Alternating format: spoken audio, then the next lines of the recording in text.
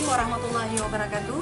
Saya Afridayani ARSAG MPD, guru PJOK Min 27 Aceh Besar. Saya Maisara SSPDI selaku Bendahara Min 27 Aceh Besar. Saya Syarifah Martunisa, Koordinator Bidang Kurikulum Min 27 Aceh Besar. Saya Nur Afni SPDI sebagai Koordinator Kesiswaan. Saya Safriana SPDI, Ketua Madrasah Ramah Anak di Min 27 Aceh Besar.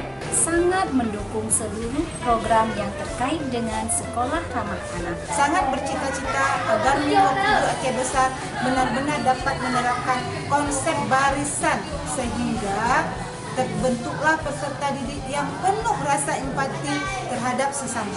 Tertarik dengan Madrasah Ramah Anak, di mana dalam hal bahwa Madrasah Ramah Anak harus menerapkan disiplin positif yang artinya tanpa hukuman dan tanpa kekerasan. Saya langsung terbayang suasana madrasah yang sangat kondusif. Sehingga anak merasa senang, guru nyaman, orang tua bahagia. Assalamualaikum warahmatullahi wabarakatuh.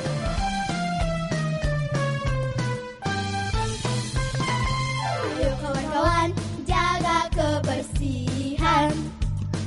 Suasana nyaman, kita jadi aman. Jadikan sekolah kita ramah anak. Indah, sehat, asri, dan nyaman. Ayo anak-anak, rajinlah belajar.